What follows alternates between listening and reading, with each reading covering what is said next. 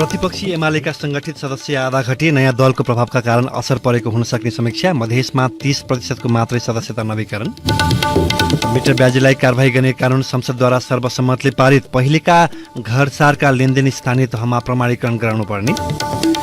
अघिल्ला वर्षहरूको तुलनामा यो वर्ष एसईको नतिजा सन्तोषजनक, गणित विषयमा भने अझै विद्यार्थी कमजोर। आप्रवासी सङ्कट समाधानका निम्ति इयूद्वारा ट्युनिसियासँग महत्त्वपूर्ण सम्झौता, अमानवीय बसाइसराई रोक्न सहयोग गर्ने ट्युनिसियाको प्रतिबद्धता। र नेपाली राष्ट्रिय महिला फुटबल टोली अन्तर्राष्ट्रिय मैत्रीपूर्ण फुटबलको सिरिजको दोस्रो खेलमा विजयी, बङ्गलादेश ट्राइब्रेकरमा 4-2 गोल अन्तरले पराजित। नमस्कार, कान्तिपुर डायरीका साथमा सहकर्मी खिलनाथ र म रमेश। समाचार अब विस्तारमा।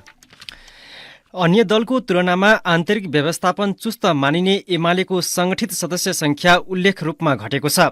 सचिवालय बैठकमा प्रदेश इन्चार्जहरूले पार्टीको अवस्थाबारे जानकारी गराउँदै सदस्यता नवीकरण संख्या निकै कम भएको आँकडा प्रस्तुत गरेका थिए। सचिवालयका एक सदस्यका अनुसार करिब 50% हाराहारीमा मात्रै नवीकरण हुने अवस्था छ। ती सदस्यका अनुसार कोशीमा 50%, मधेसमा 30%, बागमतीमा 50%, गण्डकी र लुम्बिनीमा 60देखि 65%, कर्णाली र सुदूरपश्चिममा 35देखि 40% हाराहारी मात्रै सदस्यता नवीकरण भएको छ। यस आधारमा औसतमा हालसम्म करिब 47% सदस्यता नवीकरण घटेका छन्। एमालेको 10औं महाधिवेशनमा 8 लाख पार्टी सदस्य रहेको बताएको थियो। यस आधारमा करिब 3,76,000 हाराहारी पार्टी सदस्यले मात्रै नवीकरण गरेका हुन्। बैठकमा प्रदेश इन्चार्जहरू रघुवीर महासेठ, विष्णु रिमाल, गोकर्ण विष्ट, पद्मा अरियाल, लेखराज भट्ट र छविलाल विश्वकर्माले आफ्नो प्रदेशको प्रतिवेदन प्रस्तुत गरेका थिए। मधेस प्रदेश इन्चार्ज योगेश भट्टराई अनुपस्थित रहेकाले सचिव महासेठले त्यहाँका अवस्थाबारे जानकारी गराउनु भएको थियो। सचिवालयका ती सदस्यले भने अन्तिम विवरण आउन बाँकी भए पनि पार्टी सदस्यता नवीकरण गराउने सदस्यहरूको संख्या आधाको हाराहारीमा रहने देखाएको छ। मिसन ग्रासरुट अभियान क्रममा समेत सुस्त रहेको सदस्यता नवीकरणको गर्नेहरूको संख्या अहिले केही वृद्धि भए पनि समग्रमा राम्रो अवस्थाको रिपोर्टिङ भएको छैन। नवीकरणको विषयमा मध्य प्रदेशमा सबैभन्दा कमजोर अवस्था देखिएको छ। एमालेले साउन 15 सम्म सदस्यता नवीकरण गर्ने र भदौभित्र प्रदेश कमिटी महाधिवेशन गर्ने योजना बनाएको छ। एमालेले यसअघि आइतबारसम्मका लागि नवीकरणको समय छुट्याएको थियो, तर नवीकरण उल्लेख्य नभएको रिपोर्टिङ आएपछि सचिवालय बैठकले नवीकरणको समय थपेको छ। एमालेको संगठन विभागका प्रमुख काशीनाथ अधिकारीले अहिले नै के कति भनेर भन्न सक्ने अवस्था नभएको बताउनुभयो। एमालेमा पहिले महाधिवेशनको आसपासमा सदस्यता नवीकरण हुने गर्थ्यो। अर्का पदाधिकारीले भने पहिले महाधिवेशनको समयमा एकैपटक सदस्यता नवीकरण हुन्थ्यो र एकै नेताले ल्याएर विवरण बुझाउने गरेका थिए। अहिले बीचैमा सदस्यता अद्यावधि गर्न थालेका हौं, तर त्यसमा उत्साह देखिएको छैन। नवीकरणको विषयलाई पहिलेभन्दा कडाई गरिएको कारणले कमी आएको एमाले नेताहरूको दाबी छ।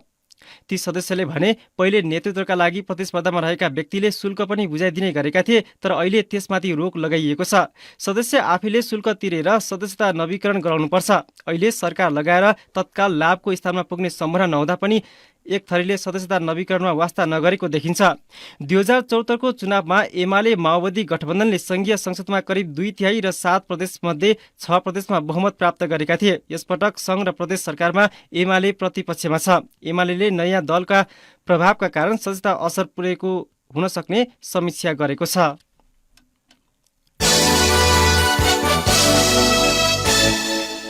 मिटर ब्याज पीडितलाई न्याय दिन ल्याएको विधेयक प्रतिनिधि सभाबाट सर्वसम्मतिले पारित भएको छ। यो विधेयक राष्ट्रपतिबाट प्रमाणीकरण भएपछि कम रकमले बढीको लिखत बनाउने, रकम नै नदिई लिखत बनाउने, आपसी लेनदेनको ब्याजलाई मूल ऋणमा जोड्ने तथा त्यस्तो लेनदेनका आधारमा चल अचल सम्पत्ति हडप्नेहरू कारबाहीको दायरामा आउनेछन्। राष्ट्रिय सभामा उत्पत्ति भएको मुलुकी संहिता सम्बन्धी केही नेपाल ऐनलाई संशोधन गर्न विधेयक पारित गरियोस् भन्ने प्रस्ताव आइतबार प्रतिनिधि सभामा कानून, न्याय तथा संसदीय मामिला मन्त्री धनराज गुरुङले प्रस्तुत गर्नुभएको थियो। प्रस्ताव सर्वसम्मतिले पारित भएको सभामुख देवराज घिमिरेले घोषणा हिजो गर्नुभएको हो। सरकारले ल्याएको विधेयकमा प्रतिनिधि सभाका 14 सांसदले संशोधन प्रस्ताव दर्ता गरेका थिए। मन्त्री गुरुङले सांसदका संशोधनमा रहेका व्यवस्थाका केही बुँदा स्वीकार गरेपछि संशोधन प्रस्ताव फिर्ता भएका थिए। प्रतिनिधि सभाले पारित गरेको विधेयकको सन्देश अब राष्ट्रिय सभामा सुनाइनेछ। त्यसपछि राष्ट्रिय सभा अध्यक्ष गणेश प्रसाद तिमल सिन्हाले प्रमाणीकरण गरी शीतल निवास पठाउनुहुनेछ।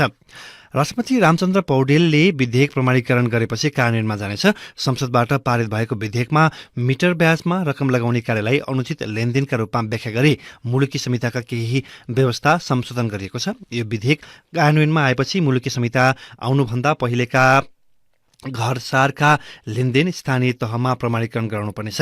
मुलुकी संहिता 2074 आउनुभन्दा अगाडिको घरसारलाई लेनदेनलाई अबको 6 महिनाभित्र दुवै पक्ष वडा कार्यालयमा गएर प्रमाणीकरण गर्नुपर्ने व्यवस्था विधेयकले गरेको छ। लेनदेनमा संलग्न पक्षहरू बिरामी, अशक्त वा मानसिक रूपमा अशक्ति भएको आफ्नो संरक्षक लगेर वडा कार्यालयमा लिखित प्रमाणीकरण गर्नुपर्ने व्यवस्था छ। मिटर ब्याज लेनदेनमा संलग्न व्यक्ति विदेशमा गएको भए नेपाल आएको 6 महिनाभित्र वडा कार्यालयमा गएर प्रमाणीकरण गर्नुपर्ने व्यवस्था स्वीकार गरिएको मन्त्री गुरुङले बताउनुभयो।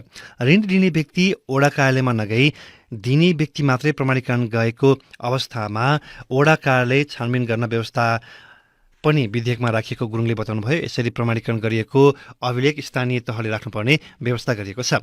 लेनदेनको लिखत तयार गर्दा साहु र ऋणी पक्षका कम्तीमा एक जना साक्षी राख्नुपर्ने व्यवस्था विधेयकमा छ। अनुचित लेनदेन सम्बन्धी अनुसन्धान गर्दा साहुले अस्वाभाविक रूपमा ठूलो रकम घरसारमा ऋण दिएको देखिएमा सम्पत्ति शुद्धिकरण अनुसन्धान विभागमा अनुसन्धानका लागि सिफारिस गर्ने व्यवस्था गरिएको छ। त्यस्तै मिटर ब्याजीलाई कसुरको गम्भीरता अनुसार 7 वर्षसम्म कैद र 70,000सम्म जरिवानाको व्यवस्था पनि विधेयकले गरेको छ।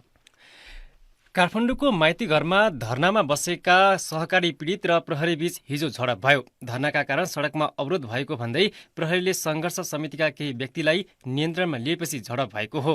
बचतकर्ताको रकम फिर्ता गर्न नसक्ने सहकारी र फरार रहेका सञ्चालकलाई कारबाही गर्नुपर्ने, बचतकर्ताका समस्या तत्काल समाधान गर्नुपर्ने लगायत माग राख्दै सहकारी पीडित बचतकर्ता महासङ्घ सङ्घर्ष समितिको अगुवाईमा धरना आयोजना गरिएको हो। माइती घरबाट सुरु भएको र्याली बानेश्वरमा पुगेर कोर सभामा परिणत भएको थियो। सहकारी क्षेत्रको समस्याका कारण देशभरका सहकारी पीडित लामो समयदेखि आन्दोलनमा छन्। 4.5 लाख रुपियाँ डुबेको हो। अब त्यो निकालौँ भन्ने हिसाबले अनि जाँदाखेरि अफिसै छैन, बन्द गरे अवस्था, अब स्टाफ मात्रै भयो अवस्था। अनि पछि जाँदै गर्दा स्टाफ पनि नभएर ताला लाएर सट्ट झारेको अवस्था त्यस्तो भएर अनि भागिरहेको अवस्था छ। उनी हुन् धादिङका विष्णु प्रसाद रिमाल। उनले पसलबाट आम्दानी गरेको करिब 4.5 लाख रुपियाँ सहकारीमा बचत गरेका थिए। वर्ष दिनसम्म दैनिक बचत गरेर सो रकम जोगाएका थिए, तर सञ्चालक नै फरार भएपछि उनको 4.5 लाख रुपियाँ डुब्यो। विष्णु जस्तै काठमाडौँ माइती घरमा सहकारी पीडित धर्ना बस्दै आएका छन्। उनीहरू मध्येका अर्की हुन् काठमाडौँ ढपासीकी सुमिराई श्रेष्ठ। करिब 11 लाख रुपियाँ सहकारीमा डुबेको उनले सुनाइन्। हामीले दुःख गरेर खाइ नखाइकन कमाएको पैसा हामीलाई फिर्ता गराइदिनुहोस्। जो सरकारी चलाउने मेमहरू हुन्छ, सरहरू हुन्छ, उहाँलाई पक्रेर कारबाही गरेर हाम्रो पैसा फिर्ता गरिदिनुहोस् भनेकोमा हामीलाई भोलि पर्सि बुढेसकालको लागि हेर्नु पर्दैन। हामी बुढेसकालको लागि साराको लागि हामीले राखेको पैसा हो, त्यो त्यतिकै उयो गरेर राखेको पैसा होइन। विष्णु र सुमी जस्तै देशभर 73 लाख बढी व्यक्ति सहकारीबाट पीडित भएको सहकारी पीडित बचतकर्ता महासङ्घ सङ्घर्ष समितिले जनाएको छ।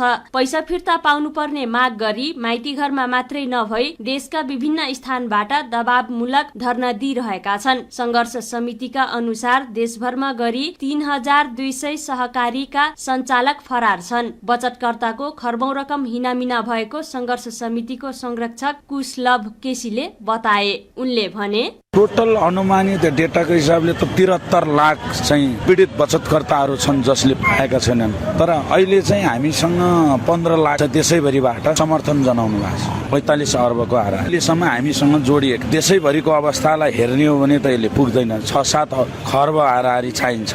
बचतकर्ताको रकम फिर्ता गर्न नसक्ने सहकारी र फरार रहेका सञ्चालकलाई कारबाही गर्नुपर्ने, रकम सुरक्षाको ग्यारेन्टी लिनुपर्ने, बचतकर्ताको रकम फिर्ता गर्न नसक्ने सहकारी र फरार रहेका सञ्चालकलाई कारबाही गर्नुपर्ने, रकमको सुरक्षाको ग्यारेन्टी लिनुपर्ने, सहकारीको अनुगमन र नियमन गर्न नेपाल राष्ट्र बैंकले कार्यविधि बनाउनु पर्ने, बचतकर्ताका समस्या तत्काल समाधान गर्नुपर्ने लगायत सरकारले माग सम्बोधन गर्नुपर्ने उनीहरूको माग छ।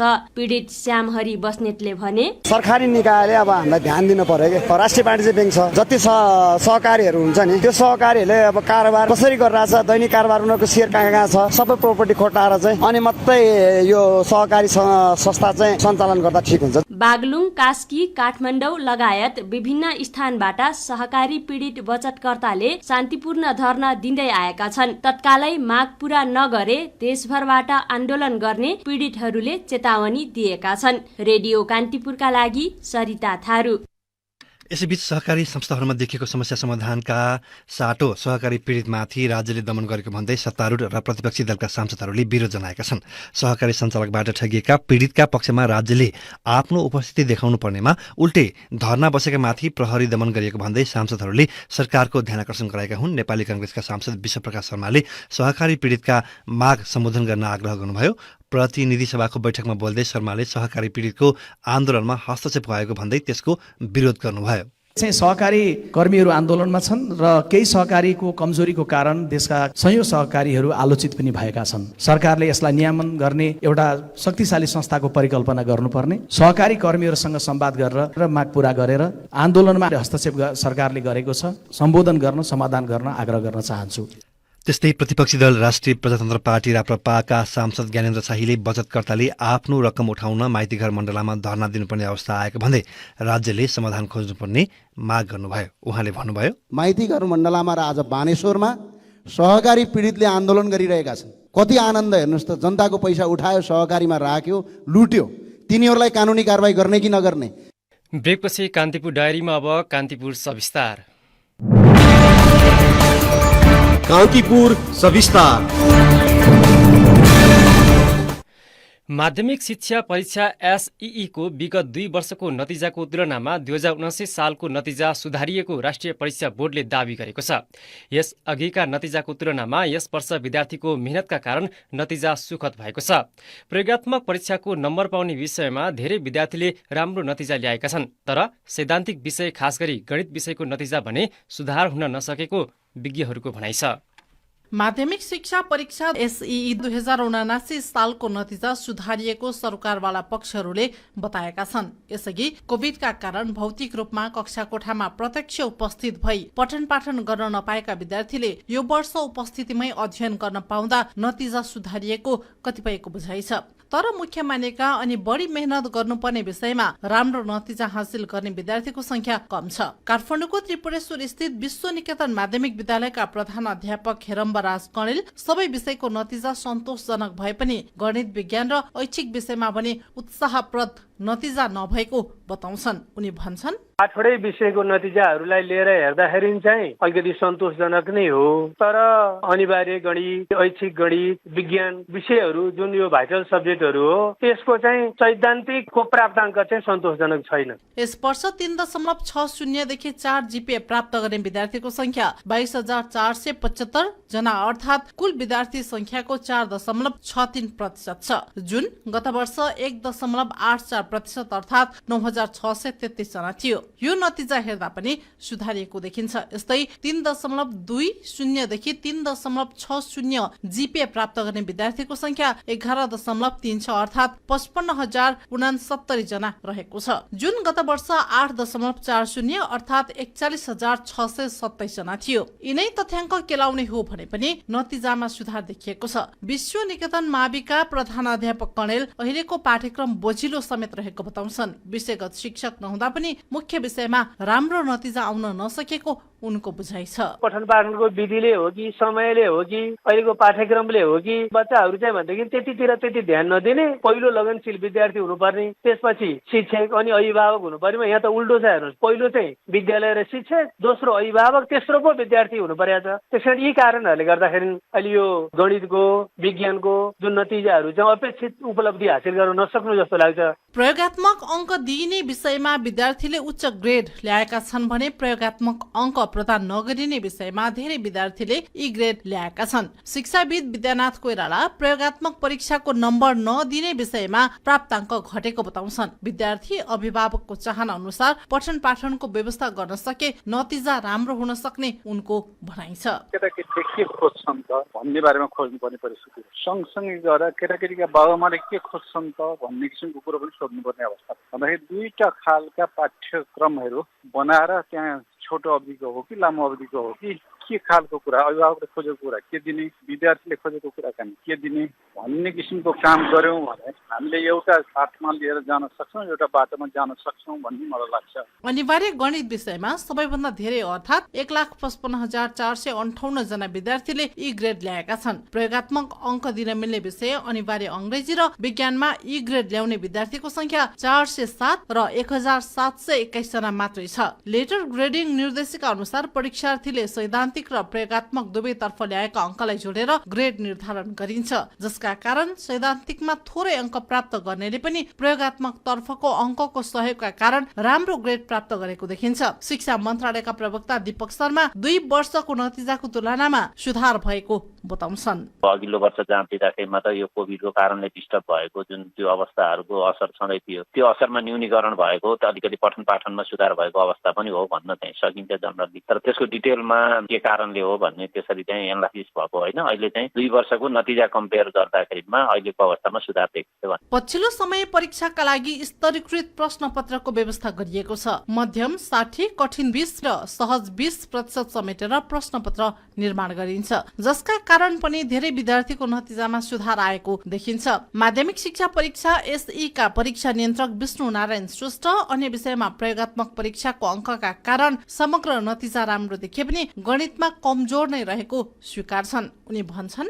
अङ्ग्रेजीमा A+ ल्याउने विद्यार्थी भाइ बहिनीहरू 17,600 छ भने अब विज्ञानमा 9,573 जना हुनुहुन्छ। तर म्याथमेटिक्सको कुरा गर्दाखेरिमा संख्यात्मक रूपमा A+ ल्याउने संख्या 19,330 जना हुनुहुन्छ। त्यसरी हेर्दाखेरिमा अङ्ग्रेजी, विज्ञान र गणित विषयमा A+ ल्याउने विद्यार्थी भाइ बहिनीहरूको संख्या बढी छ। तर गणित विषयमा D र E ग्रेड ल्याउने भाइ बहिनीहरूको संख्या ठुलो छ। न्यून ग्रेड ल्याउने विद्यार्थी भाइ बहिनीहरू झन्डै 2 लाखको हाराहारीमा पुग्छ। यसरी हेर्दाखेरिमा गणितमा अझै पनि नतिजा अब कमजोर छ भन्नुपर्ने हुन्छ। यसअघिका वर्षको नतिजामा पनि गणित विषयमा सबैभन्दा धेरै विद्यार्थी कमजोर देखिएका थिए। यसपटक पनि अन्य विषयको तुलनामा गणित विषयमा नै विद्यार्थी कमजोर देखिएका छन्। कतिपय विद्यालयमा शिक्षक दरबन्दी अनुसारको व्यवस्था नहुँदा पनि यो अवस्था सिर्जना भएको हो। त्यसकारण गणित विषयमा विद्यार्थी कमजोर हुनको कारण पत्ता लगाई तालुकदार निकायले सोही अनुसार व्यवस्था गर्नुपर्ने देखिएको छ। रेडियो कान्तिपुरका लागि पार्वता चौधरी। कान्तिपुर सविस्तार।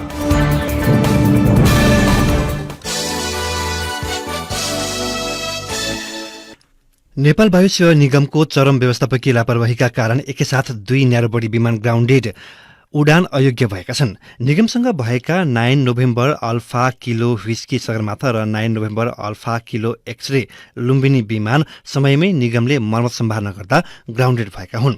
दुवैबाट आइतबार बिहान काठमाडौँ फर्केको लुम्बिनी नामको जहाज निगमको इन्जिनियरिङ विभागले उडाउन नमिल्ने प्राविधिक कारण देखाएपछि थन्किएको हो। सगरमाथा नामको अर्को न्यारोबडी 6 दिनदेखि ग्राउन्डेड छ।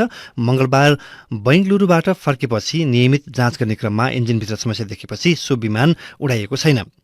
निगमका एक अधिकारीले भने दिल्ली, बेंगलुरु, मुम्बई, दोहा, दुबई, साउदी अरब, रियाद, बैंकक, हङकङ र मलेसियाको उडान प्रभावित भएका छन्। यी सेक्टरमा टिकट लिइसकेका यात्रुलाई फोनबाट टिकट सार्न अनुरोध गरिरहेका छौं। अर्जेन्ट भएकालाई हाम्रै वाइड बडीबाट हुने उडानमा नमिले अर्को वायु सेवाबाट उडाउने प्रबन्ध भइरहेको उनले बताएका छन्। निगमले आइतबार साँझ मलेसिया उडानका लागि राखेको जहाजलाई उडान साइकल अभावको कारण देखाएर ग्राउन्डेड गरिएको जनाएको छ। कान्तिपुर डायरीमा पुनः ब्रेकको पालो। ब्रेकपछि अब आर्थिक प्रसङ्ग। नेपाल आयल निगमले इन्धनमा स्वचालित प्रणालीबाट मूल्य लागू गरेको छ। भारतीय आयल कर्पोरेसन आईओसीलाई सम्पूर्ण वैक्यता रकम चुक्ता गरेसँगै निगमले स्वचालित प्रणालीमा लागू गरेको हो। यसअघि नयाँ आर्थिक वर्षबाट स्वचालित मूल्य प्रणाली लागू गर्ने जनाएको निगमले गैरातीबाट लागू हुने गरी पेट्रोलियम पदार्थको मूल्य घटाएको छ। भारतीय आयल कर्पोरेसनबाट मूल्य घटेर आएसँगै निगमले मध्यराती 12 बजेदेखि लागू हुने गरी पेट्रोलमा 6 रुपियाँ, डिजलमा 4 रुपियाँ र एलपी ग्यासमा 10 रुपियाँ घटाएको सहप्रवक्ता पुष्कर कार्कीले जानकारी दिनुभयो। त्यस्तै एलपी ग्यासमा भने पुरानै मूल्य नै कायम रहने निगमले जनाएको छ। अब आइओसीले पठाएको मूल्य सूची अनुसार नै नेपालमा इन्धनको मूल्य घटबढ हुनेछ। आइओसीले हरेक 15 दिनमा पठाएको मूल्य सूची अनुसार मूल्य समायोजन हुनेछ। अब खेल प्रसङ्ग। नेपाली राष्ट्रिय महिला फुटबल टोलीले अन्तर्राष्ट्रिय मैत्रीपूर्ण फुटबल सिरिजको दोस्रो खेलमा बङ्गलादेशलाई टाइब्रेकरमा 4-2 गोल अन्तरले पराजित गरेको छ। ढाकाको कमलपुर स्थित मुस्ताफा कमल रङ्गशालामा सम्पन्न निर्धारित 90 मिनटको खेलमा दुवै टोलीबाट गोल नभएपछि खेल टाइब्रेकरमा पुगेको हो।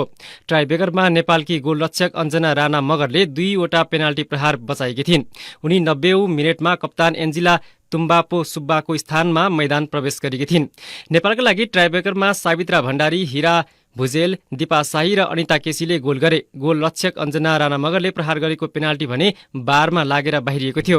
बङ्गलादेशका लागि टाइब्रेकरमा शमसुन्नाहारले र मोनिका चकमाले गोल गरिन्। चीनमा हुने एसियाली खेलकुदको तयारी स्वरूप राष्ट्रिय महिला टोलीले बङ्गलादेशसँग 2 मैत्रीपूर्ण खेल खेलेको हो। यसअघि पहिलो मैत्रीपूर्ण खेलमा नेपाल र बङ्गलादेशले 1-1 गोलको बराबरी खेलेका थिए।